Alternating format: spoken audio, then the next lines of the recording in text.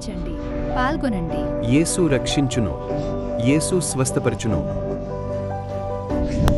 Calvary Calvary స్వస్థత ministries వారి Calvary గుడారాల పండుగ. కల్వరి గుడారాల పండుగ 2026 మార్చి నెల 13వ తేదీ సాయంత్రం 6 గంటల నుండి 15వ తేదీ మధ్యాహ్నం వరకు.